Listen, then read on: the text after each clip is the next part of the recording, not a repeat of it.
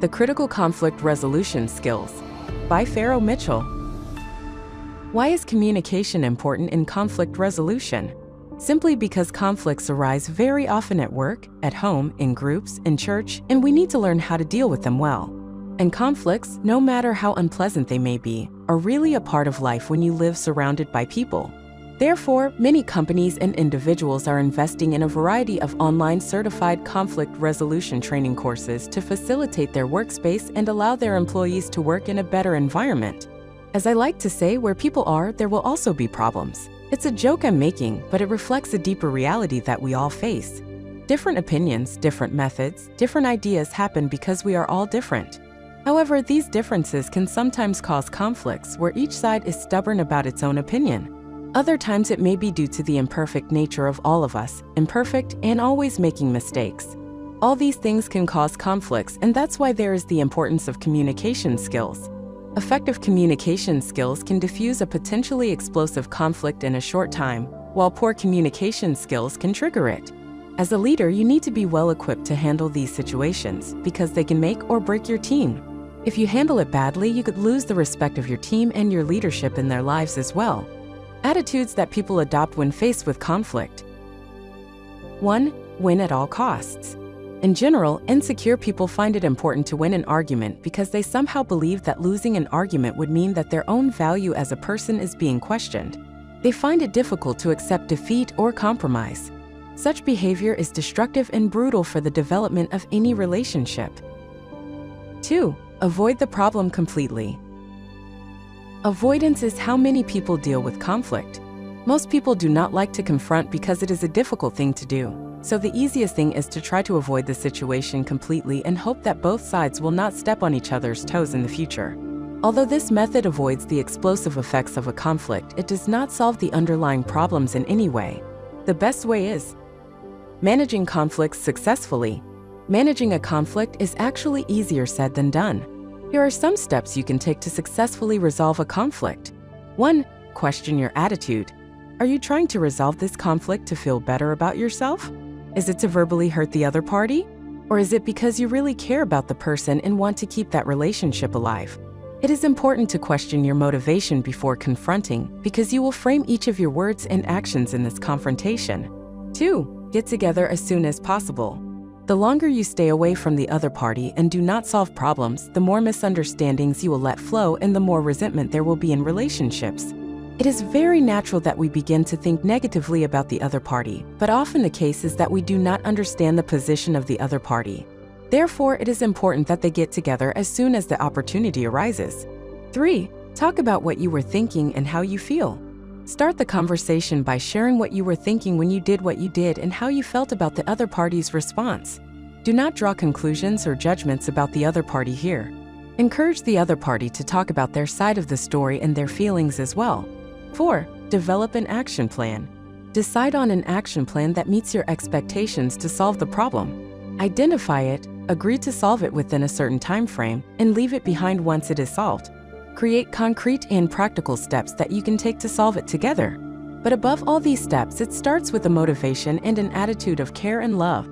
If you really care about the other person, I think the rest of the steps will fall into place. Communication in conflict situations. Before we dive into how to tackle conflict through communication, it is important we know the varieties of the situations. Often, the only tool we have to resolve a conflict is our ability to speak.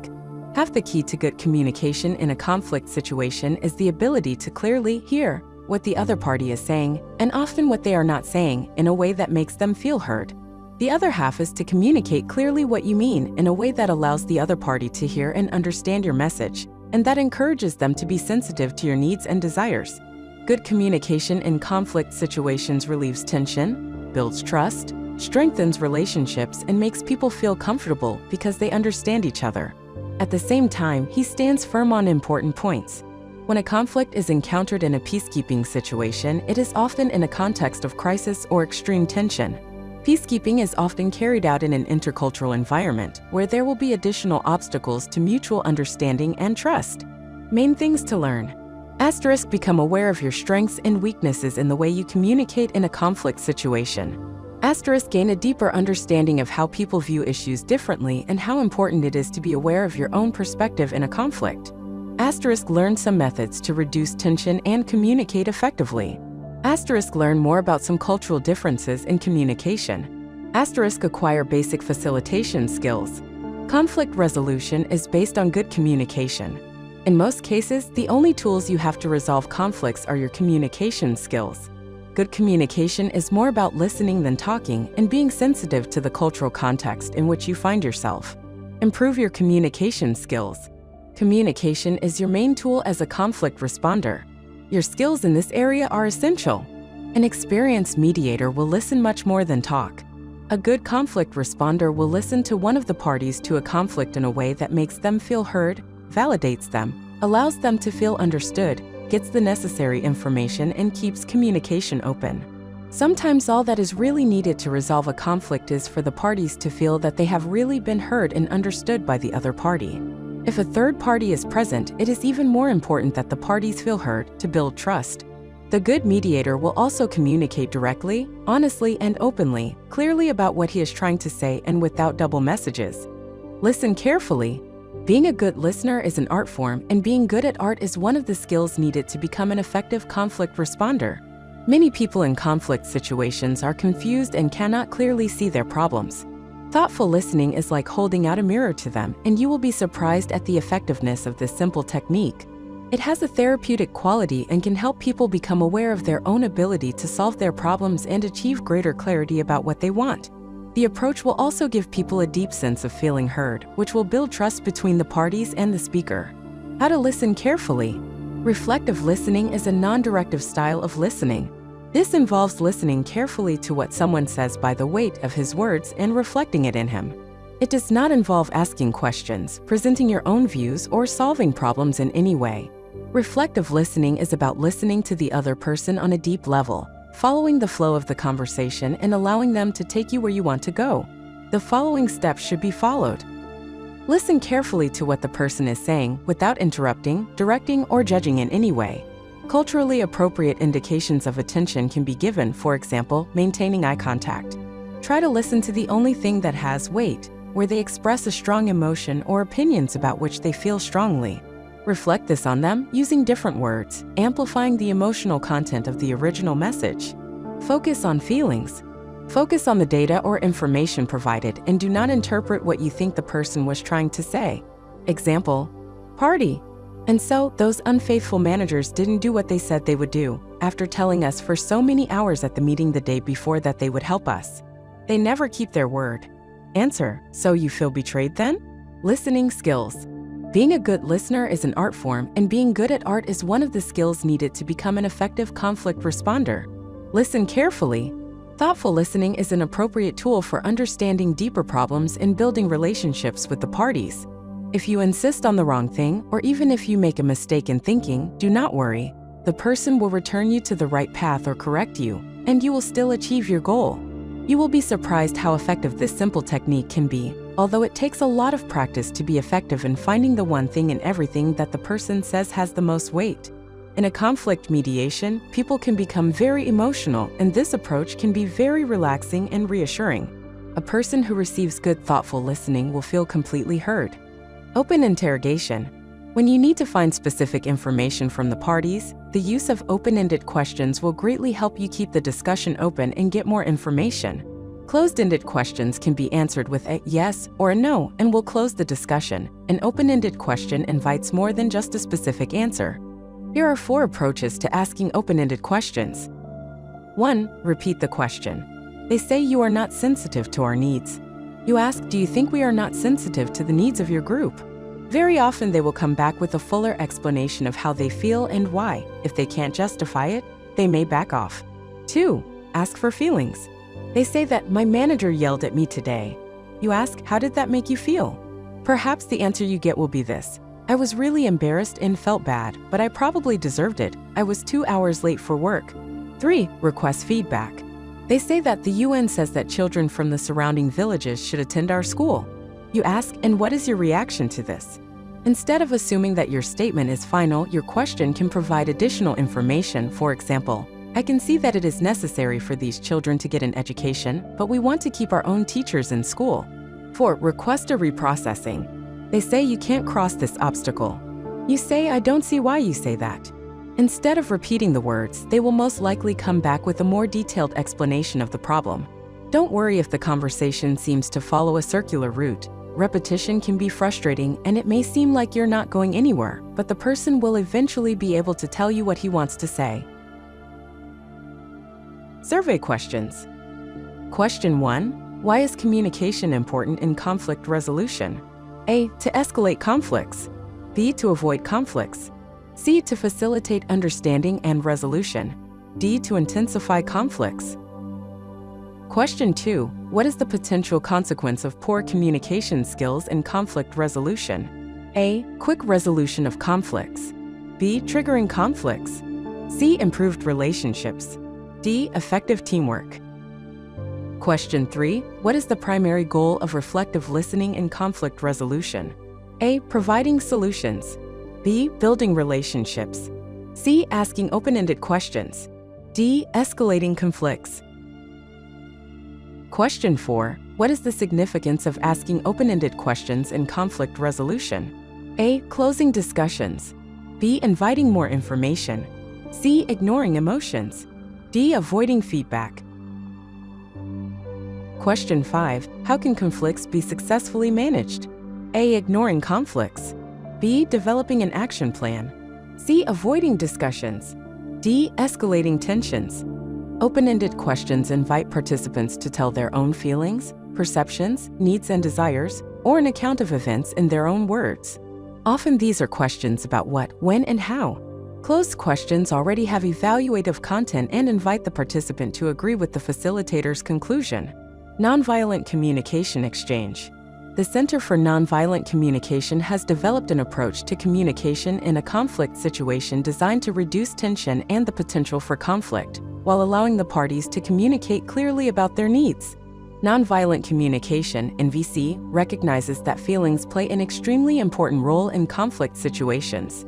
If someone is feeling angry, frustrated, insecure, or scared, these potentially very strong emotions obscure the underlying issues behind the conflict. The conflict quickly focuses on emotions rather than the initial problem. NVC allows emotions to be expressed and received by other parties while focusing on substantive issues. It works perfectly if both parties to the conflict practice it, but it is also effective when one of the parties communicates violently. How does it work? Whenever you speak, follow the following guidelines.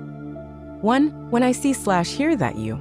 Recognize what the other party has said. Trying to recognize what is important in what he is saying, he will feel hurt.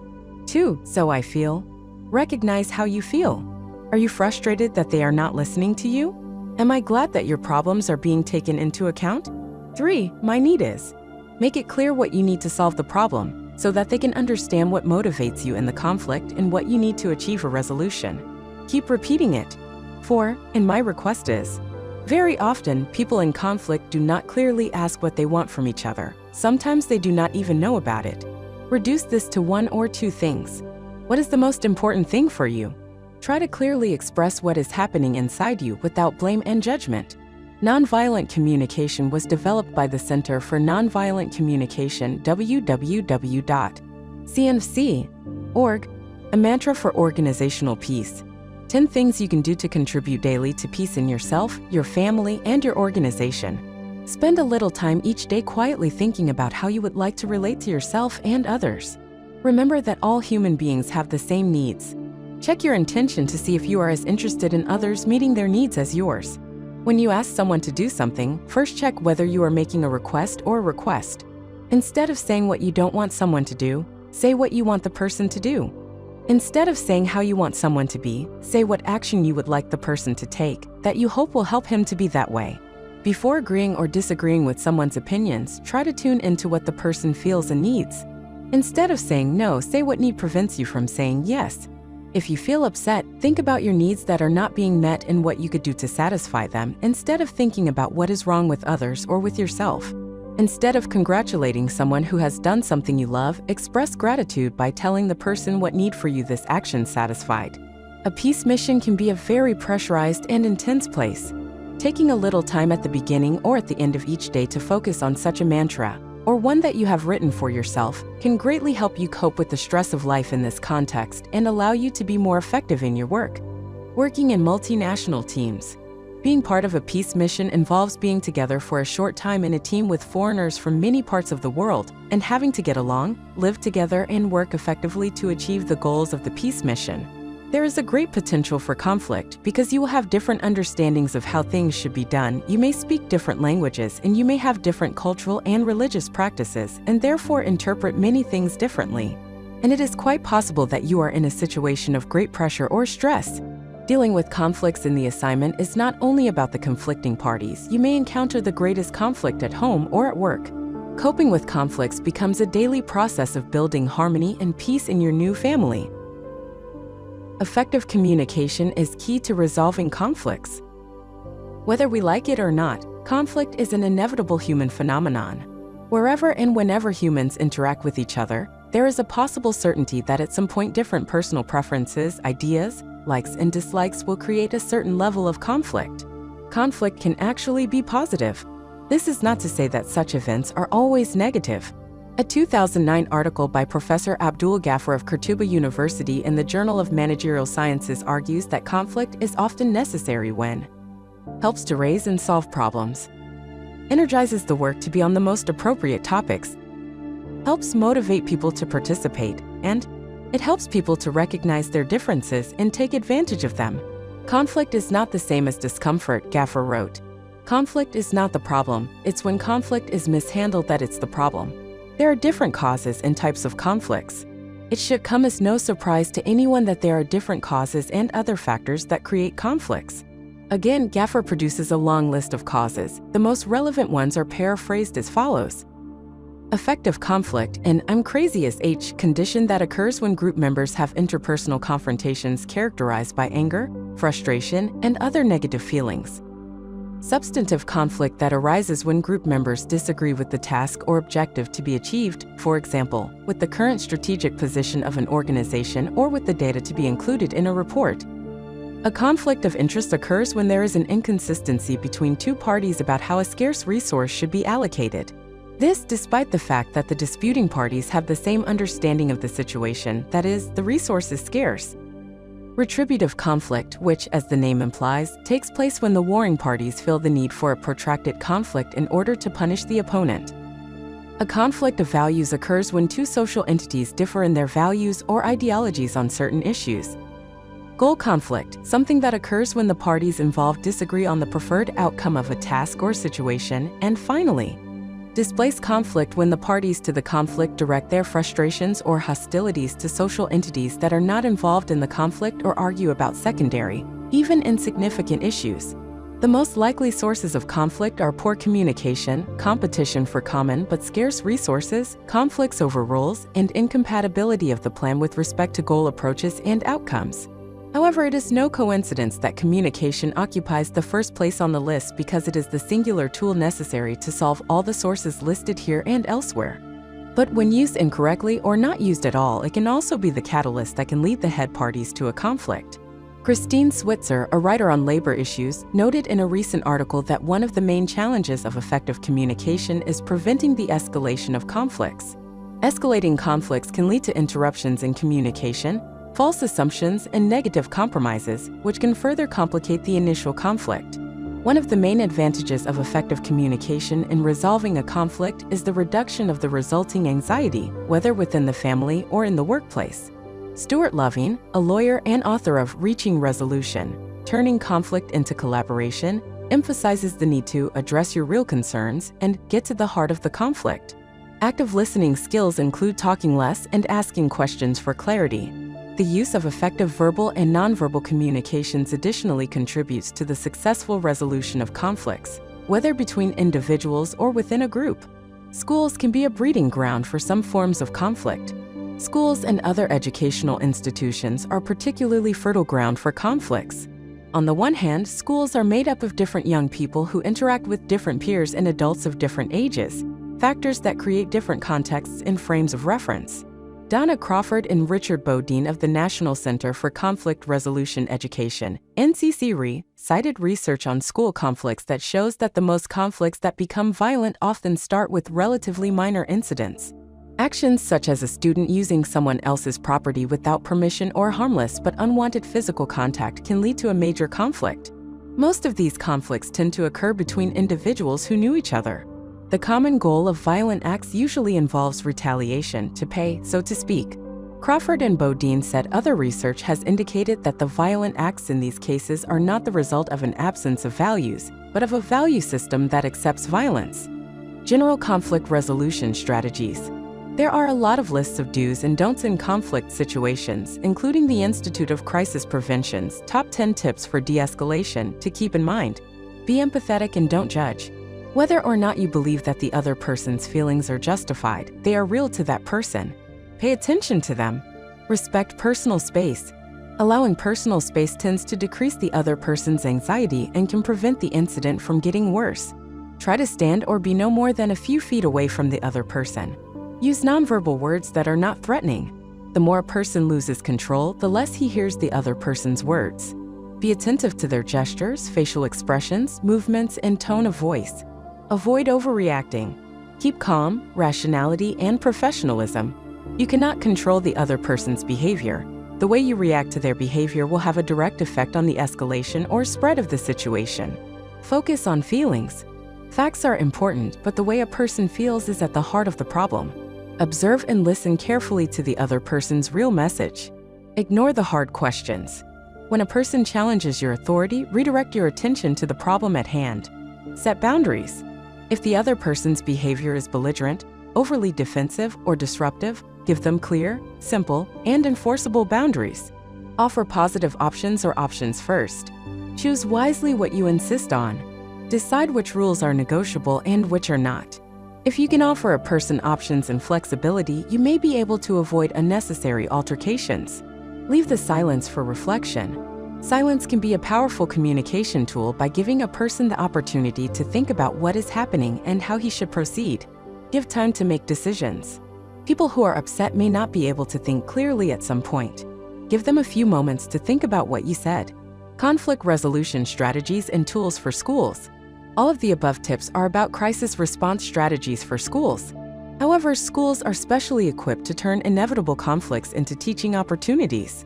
On the one hand, a teacher can play the role of a mediator in order to bring order and lay out the course for resolving the conflict.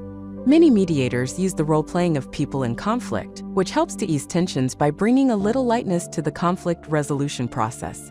By placing affected students in opposite roles where they can express their opponent's point of view, they can learn to be more empathetic to the other party and people in general, and even begin to understand the opposite point of view.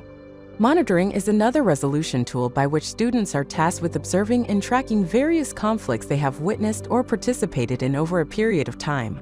Crawford and Bodine suggest that these episodes be recorded in a diary and noted down without specifically identifying the students involved. Students should be encouraged to be attentive to situations in which conflict resolution is necessary. At some point, students volunteer their observations and discuss with others the positive and negative aspects of the conflicts they have observed. It helps to prepare those who observe conflicts to be able to handle them when they themselves are involved in an incident. How to resolve conflict at home. Disagreements are an integral part of family life. We are all individuals with different ideas, personalities, and ways of doing things, and we all want to control the TV remote control. And while we shouldn't expect to agree all the time, ongoing conflicts and tensions can cause stress and damage our relationships. Effectively resolving family conflicts also teaches children to negotiate and compromise, preparing them for strong relationships throughout life. It starts with you. As an adult, you set the tone for your home, and the children and young people in your family will reflect your behavior. If you shout or use physical aggression to deal with a conflict, children will think that this is the way to convey their point of view or win a disagreement. If you have an argument with another family member, try to model anger management by taking time to calm down before talking about it again. It is important to show children that, although conflicts are inevitable in life, they can be dealt with effectively. Development of conflict management skills.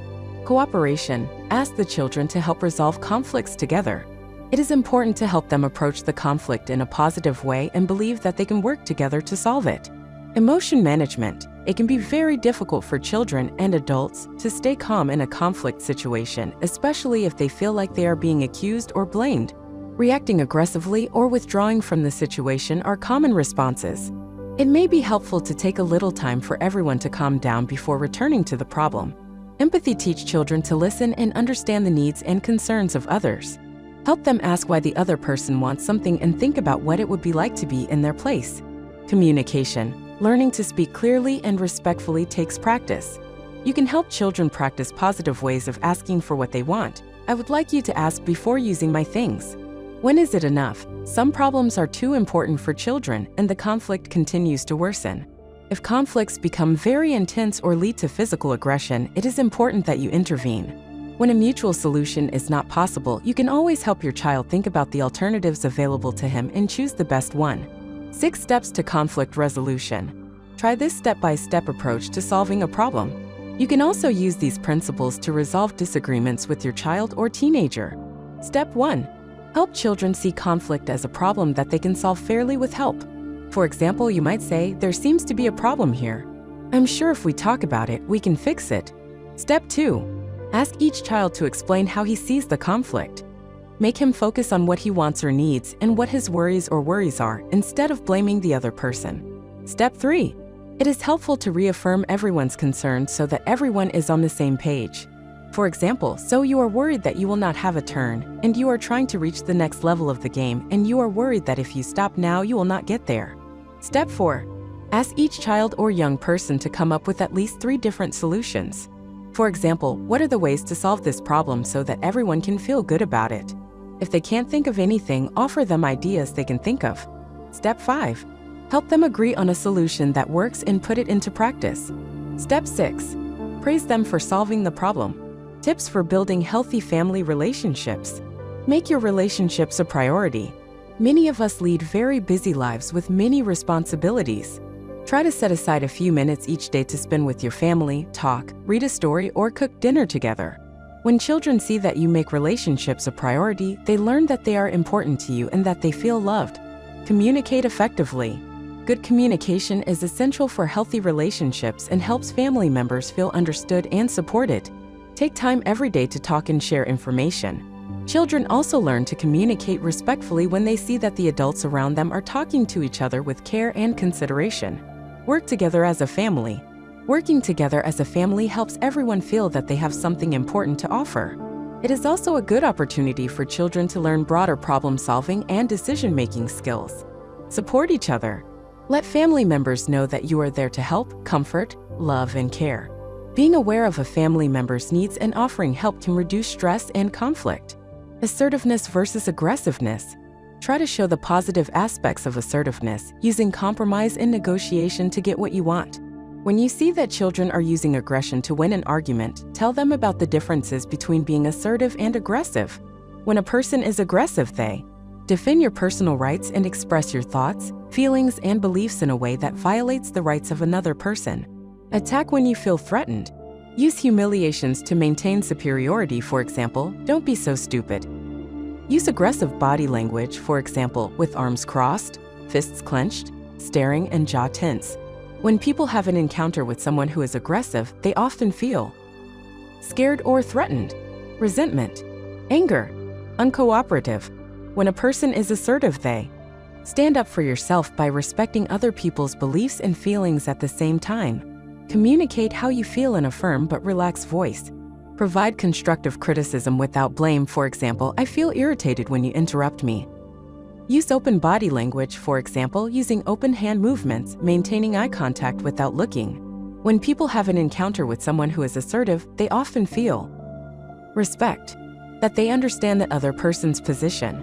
If things get too much, sometimes family conflicts can be too difficult to resolve on your own, and you may need external support to arbitrate the situation. It is better to get additional support before the conflict causes permanent damage to family relationships. How to settle conflict at work. Conflict is not a strange thing for people. Human beings experience it in their daily lives, with their friends, their families, and even more so in their professional lives. In the workplace, conflicts cause a high degree of frustration, pain, discomfort, sadness, and anger. This is a normal aspect of life. In today's world, organizations hire employees from various geographical locations with different cultural and intellectual backgrounds, as well as with diverse points of view. In a work environment where people have disparate views on the same issues, disagreements are inevitable. Conflicts are inevitable in a person's everyday life. And when they do occur, the idea is not to try to prevent them, but rather to solve and manage them effectively. When people use the right problem-solving tools to solve problems, they will be able to prevent their differences from turning into bigger problems. Establishing conflict management processes in a company is fundamental because it helps to reduce cases of conflict between employees, says Casper Hansen, resume writing expert at ResumeMethodsWorks. Conflict resolution is an integral part of the corporate world because it helps to distinguish a good company from a bad one. So, as a business owner, what steps should you take to resolve a conflict? Below are some ways to manage and resolve conflicts in the workplace. 1. Clarify what the source of the conflict is. The first step in resolving a conflict is to clarify its origin. Defining the cause of the conflict will allow you to understand how the problem developed in the first place. In addition, you will be able to get both parties to give their consent for the disagreement to occur. And to do this, you need to discuss the needs that are not met on both sides of the issues. In addition, it should ensure mutual understanding. Be sure to get as much information as possible about the prospects on each side. Keep asking questions until you are sure that all parties to the conflict understand the problem. 2. Find a safe and private place to talk. Many people often wonder what is an approach to solving problems peacefully. To have a constructive conversation, you need to find an environment in which you can safely talk. Such a place also allows you to take the necessary risks for honest communication regarding the issues that need to be resolved. Therefore, before trying to solve a problem, find a safe and private place to talk. Do not choose either party's office or a location nearby. And while you are here, make sure that each party has enough time to express their point of view on the topic. 3. Actively listen and let everyone express themselves. After asking both parties to meet in a safe and private place, give each of them the opportunity to express their views and perceptions on the issue under consideration. Give each party equal time to express their thoughts and concerns without favoring the other. Take a positive and assertive approach during the meeting. If necessary, set basic rules. Adopting this approach will encourage both sides to express their thoughts in an open and honest way, to understand the causes of the conflict and to identify solutions. 4. Investigate the situation. After listening to the concerns of both parties, take the time to investigate the case. Do not prejudge and do not formulate a final verdict based on what you have. Dig deeper and learn more about the events, the parties involved, the issues, and how people are feeling. Have a safe and personal conversation with those involved and listen carefully to make sure you understand their views. You can do this by summarizing your statements and replicating them. Also, try to find underlying sources of conflict that may not be obvious or noticeable at all. 5. Determine ways to achieve the common goal. When managing conflict processes, you should have a common goal, which is to solve the problem and make sure that it does not resurface. And in order to solve any problem, you need to know the various stages of the conflict. This will allow you to look for the ideal ways to achieve the common goal. After clarifying the source of the conflict, talking with both parties, and investigating the situation, you should sit down with both parties and discuss common ways that you can execute to achieve the common goal, which is to manage and solve the current problem. Listen, communicate, and think together until all options are exhausted. According to the team leader of the writing company EduJungles, Kevin Smith, finding the source of the conflict is the main step in solving any problem. 6. Agree on the best solution and determine the responsibilities of each party in the resolution. Management in conflict resolution and communication model. Employees will find it easy to interact with each other because they understand that they have one goal, which is to achieve the company's goals. Therefore, after studying the situation and determining the ways to solve the problem, both sides should come to a conclusion about the best solution to the problem. And in order to agree on the best, you need to identify the solutions that each party can live with. Find common ground. Next, determine the responsibilities of each party in resolving the conflict. In addition, it is crucial to take this opportunity to identify the root cause and ensure that this problem does not occur again. 7. Assess how things are going and decide on preventive strategies for the future. Never assume that the problem is solved. Effective communication should dominate in the company. So ask yourself, What is the second step to effective communication? By knowing this, you will ensure that employees work together to achieve the goals of the organization. Therefore, continue to monitor the problem and evaluate whether the solution is effective. If the problem recurs, take the necessary measures. Also decide on preventive strategies for the future. Many people often ask, what is the basic conflict in everyday use? Some people may not agree on everything, and that can be a problem. Therefore, look for lessons that you can learn from the conflict and how you handle it. This will help you know what you can do when the problem resurfaces and will allow you to develop and maintain your conflict management skills through training. In conclusion, conflicts are part of our daily life. You may disagree with your family, friends, or colleagues. But there are several conflict resolution steps you can take to make sure that this issue is not manageable. Conflict management and resolution at work is an integral part of achieving the goals of the organization. Therefore, if you have problems or there are disagreements between your employers, look for ideal ways to deal with this situation. Below are some tips and techniques that you can use to learn how to resolve conflicts in the workplace. How to settle conflict in life. Life is too short and none of us wants to waste our little time fighting with loved ones. But it is normal that we often have conflicts with those we love the most. We're not going to fight with strangers walking down the street. Us? If you ask me, conflicts arise when a person's thoughts do not coincide with those of others or he has different opinions on a particular topic. It is not always necessary for conflicts to arise during important discussions, but this usually happens in casual and minor affairs. Sarah and Raymond were a newly married couple. Although it was an arranged marriage, they had accepted each other quite well. However, it was not easy for them to agree on each other's opinion. All the efforts they made to understand each other better would end in a conflict of thoughts.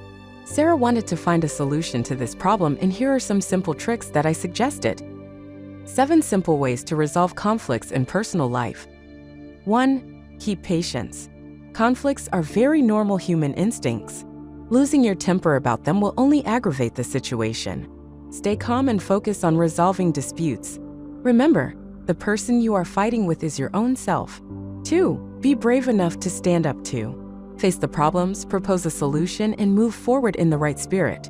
Deal with problems instead of running away from them. Do not hold back the negativity, it will only overwhelm you. 3. Forgive and let go. It's human to make mistakes. Learn to forgive instead of resenting each other. Reacting to our anger, our mind stops working and we surrender to our temperament. 4. Communicate. Talking about it helps. Many misunderstandings can come to an end through proper and open discussion. 5. Self-introspection. Never blame, criticize, or complain about your partner, no matter what the problem is. Before blaming such a person, keep an eye on yourself. It is entirely up to you to decide whether you want to end it or let it continue. Ask yourself how you got it wrong and work to solve it. 6. Clear expectations. Do not have high expectations of your partner, but try to understand what he expects from you. 7. Adjust and understand. It is not convenient for everyone to agree on every opinion you have. So learn to adapt and understand the point of view of others. It's quite normal to have different opinions on different topics. How to settle conflict in relationship. Disagreements in relationships occur for many reasons, from minor everyday conflicts such as who does the dishes to serious problems such as infidelity.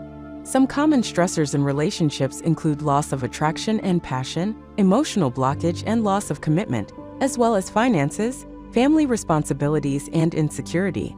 Stress in other areas of our life also has an impact on our relationships. When you come home from work frustrated and exhausted or face a conflict with other friends or family, this stress is contagious. You need to learn how to resolve conflicts in all areas of your life to help your relationship. How to save your relationship. You are already reading about how to save your relationship, so you understood the first step. You must have a desire to save it. If this desire is there, you need to learn how to channel it into constructive steps that can fix what is broken, resolve underlying conflicts, and ultimately save your relationship. 1. Examine your concentration. The focus determines the direction. If you focus on building a beautiful and passionate relationship, this is what you will achieve. Tony Robbins. Disagreements in relationships become harmful when you focus on defending yourself from attacks instead of solving the problem. By focusing on your pain and suffering, you make sure you experience more of the same, because where concentration goes, energy flows. As Tony says, everything we constantly focus on is exactly what we will experience in our lives. Years ago, Tony was driving along a two-lane highway bordered only by power line poles at intervals of 10 to 20 meters. One of them seemed to be perpetually decorated with flowers, candles, and photographs. With so much space on both sides of the pole, it was surprising how many people were killed or injured when hitting it. Why didn't the victim escape from him? Why did they not deviate to either side? That's because people would focus all their attention on not touching the pole. But our focus determines our direction. If we don't want to reach pole position, we have to focus on what we want, staying on the road. By changing our approach, we can change the outcome. This lesson applies to how to save your relationship. If you focus on where you don't want your relationship to end, fighting and letting anger build up, you will find yourself where you don't want to be, either in a painful and unsatisfying relationship or completely separated from your partner. If you focus on conflict resolution and growing together, you will get the results you want. 2. Communicate. You're sitting in a cafe. There are two couples in the tent sitting near you. The couple on your left are arguing about whether they want to go to dinner with friends. He says, "It's never funny. You said it yourself last time." Of course you would say that because they are my friends and you have never given any of my friends a chance. He rolls his eyes and in a very sarcastic tone says, "Here we are. War and Peace, Our Personal Edition, Volume 1. They turn away from each other and sit in silence. The couple to her right is also discussing whether they want to go to dinner with friends. He says, "I guess I'm a little worried that it will drag on for hours and that it won't be as much fun. What do you think?" She says, "I got it. I really want to go, but maybe we can plan a time when we have to go out as a commitment. Besides, it will be good to get home early." He smiles and nods, and they continue to read and drink their coffee. Both couples faced a conflict, the same conflict, in fact. But one knew how to resolve conflicts in a relationship, and the other did not. One reacted by relying on bad habits and used the conflict to drive a wedge between them. The other took advantage of the conflict to communicate his feelings and develop their relationship. Which couple do you think has the most successful and fulfilling relationship? Which relationship do you think will last the longest? Communication is essential for resolving disagreements in relationships. 3. Turn conflict into an opportunity. On the example of coffee, a couple figured out how to resolve a conflict in a relationship. Do not treat it as a competition. Why would you want your partner, the person you love, to lose? When you accept that there are no losers in love, you can give up small arguments and adopt healthy communication. Conflicts are opportunities for you and your partner to align with values and outcomes.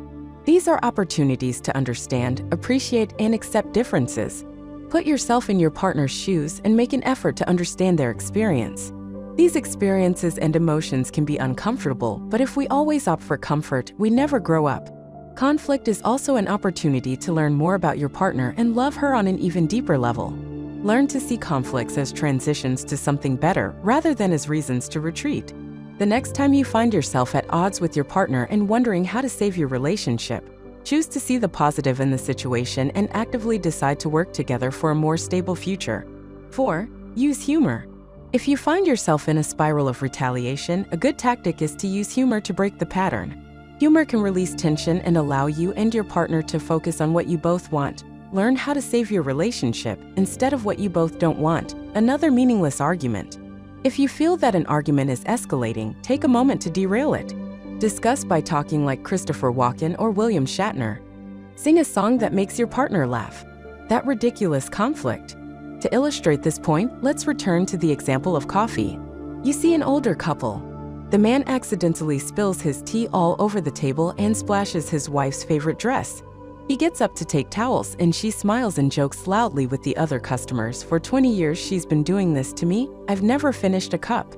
He comes back, steals her tea and jokes with the other customers. "She was asking for it."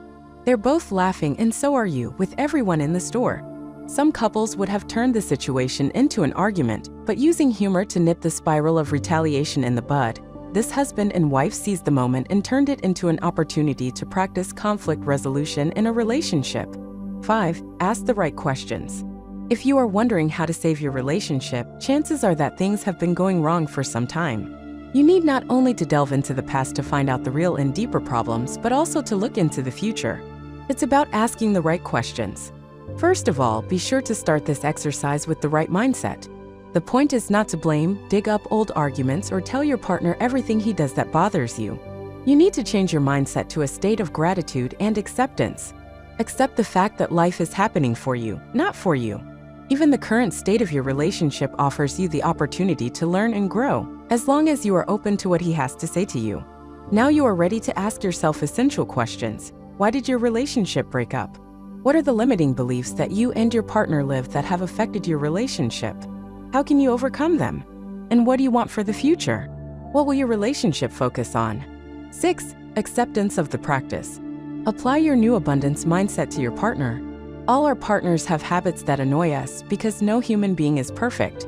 Instead of dwelling on their negative traits, focus on what they bring to the table, how they make you feel, and the qualities you like. You will find that soon you will start to miss even the things that were driving you crazy because they are part of that whole person, your partner, whom you adore. Do you remember the two couples in the cafe? The successful couple who put energy into understanding each other's needs reaffirmed their support for each other. She supported their need to leave at a certain time, and he supported their need to socialize with friends. They communicated with each other, assessed each other's needs, and made it a fun problem to solve instead of letting something minor become an important discussion. 7. Be aware of your negative patterns. Humans are creatures of habit. We all have patterns, both positive and negative, that affect our decisions and behaviors. We can automatically respond defensively to our partners or withdraw into ourselves and blame ourselves for the relationship conflict, closing ourselves off, but eventually exploding. Many of us turn to standbys to give our partner space or even a silent treatment. If someone asked you if you knew how to resolve a conflict, you would probably say yes, and if you were asked if silent treatment or ignoring the problem were smart ways to deal with the conflict, you would almost certainly say no. You know better than to resort to these stupid tactics, but if you get hurt enough, you do it anyway. Why? Why resort to negative schemes instead of working on solving the communication problems in question? 8. Work on forgiveness. If you are wondering how to save your relationship because your trust has been broken, you are probably feeling angry, bitter, hurt, suspicious, and a host of other negative emotions. If you are the person who broke the trust, you feel guilty and ashamed. You can even try to blame your partner or justify your actions. In this situation, both partners need to work on forgiveness. Not only will you wake up one day and magically feel indulgent towards your partner, forgiveness is a process. It's a series of small acts, admitting mistakes, practicing total honesty, and putting your partner first, that add up over time. Forgiveness takes work. If you are the partner who broke the trust, you must take full responsibility for it. Be respectful of how you hurt your partner and give him the space he needs. Put your partner first and don't fall into a cycle of self-blame. If your trust has been broken, take up a little space, but continue to communicate. Let your partner know what you need to restore trust. Above all, never give up. 9. Take the time to touch. When you are always fighting with your partner, when every little thing he does bothers you, it can be difficult to be affectionate. But you need to take the time to be tactful. It doesn't just mean sex, it also means snuggling up on the couch during a movie, sneaking into a morning hug before work, and holding hands for no reason at all. There's a reason touching your partner makes you feel so good. Hugging, cuddling, and even holding hands causes oxytocin, a feel-good chemical in your brain to be released that makes you feel safe and loved. Oxytocin can reduce stress, help you sleep, make you feel more connected to your partner, and even lower blood pressure. You get all these benefits just by reaching out and holding your partner's hand. Do not hold back physical affection, even when you are angry, or you could end up in a completely sexless marriage. If you really want to resolve a relationship conflict, start with physical contact. Curl up before going to bed. Hold hands when going out to dinner with friends. Kiss her on the sly while you're making dinner. Physical affection is not the result of a happy relationship, it creates a happy relationship. Relationships are not easy. We are all human, and humans make mistakes. We have flaws. Sometimes we just don't do the work we need to and let our relationships fall by the wayside. By the time we start looking for how to resolve conflicts in a relationship, this may have been neglected for years. But remember this, many relationships are worth saving. You just have to be willing to do the work. Things you should never say in conflicts. When dealing with different people and personalities, conflicts will be inevitable. And if you find yourself in an argument with someone, the best thing to do is to resolve it as quickly as possible. But it's often easier said than done. So, what's the best way to diffuse an argument before things get heated? According to experts, it's all in the words you say. There are many common mistakes that people tend to make when they are in the middle of an argument. As Julie Williamson, a licensed professional counselor, tells Bustle, not listening to the other person is one of the biggest problems. When you're preparing your defense or your next argument, you're probably completely missing out on what the other person is saying, she says. You can keep the discussion going indefinitely without actually resolving the conflict. Just remember that discussions involve at least two people and it takes effort on both sides to resolve them. When you say a bunch of things that rub the other person the wrong way without you realizing it, it will be increasingly difficult to find a resolution when someone's feelings are hurt. In short, the words you say really matter. So here are words you should never use if you really want to diffuse an argument, according to experts. 1. It's not that bad. Maybe it really isn't, but telling someone is a surefire way to make things worse, not better. That phrase should never be used because it invalidates the other person's experience, Williamson says. When you tell someone it's not that bad, most of the time it actually serves to make you feel better, not the person you're talking to. It could actually make the other person even more angry or shut them down completely, which won't resolve the conflict, she says. 2. Everything that makes you happy. Some of the biggest mistakes people make when arguing are trying to avoid confrontation by succumbing to whatever the other person is arguing about. Jenna Poneman, CPC, ELIMP, coach and relationship expert, told Bustle. But it can often seem passive-aggressive or give the impression that you don't care enough about the other person or the relationship to express an opinion. So avoid using words like of course, what you want, or I really don't care. According to Poneman, these words establish avoidance and imply that you have given up. This can have a way of making the person you are arguing with even more angry if he wants to work on resolving the conflict. 3. Quiet. During discussions, any variation of relax or relaxed should be avoided. The implication is that the other person becomes emotional and upset and is no longer rational. Celeste Headley, communication/human nature expert and author of We Need to Talk, How to Have Conversations That Matter, and Bustle. It's like saying, I can't even talk to you when you're like this, which doesn't accomplish much more than making the other person even angrier. At the same time, Headley says that these words minimize the other person's argument as motivated by emotions. But of course there is emotion, he says. A conversation between two human beings will almost always involve emotions because we are social and emotional animals. For you always. Statements used during discussions almost always end with some kind of accusation. When this is followed by always or never, it can put your partner on the defensive and make the argument worse. The moment you accuse your partner of something or interpret what he said, you're going to fight, psychotherapist Alina B. Tessina, MFD, PhD, tells Bustle. Even the smallest thing like, you always forget to take out the trash, or you never listen, can make someone feel attacked. So instead, use I statements like, I feel hurt, or I don't understand why. By doing this, Tessina says that her partner is much more likely to calm down and really listen. 5. I just broke up with you. No matter how angry you are, never resort to childish threats and statements such as, I hate you, or I'm done with you, during an argument. Most likely, these words will be uttered in the heat of the moment, and you may not really mean it.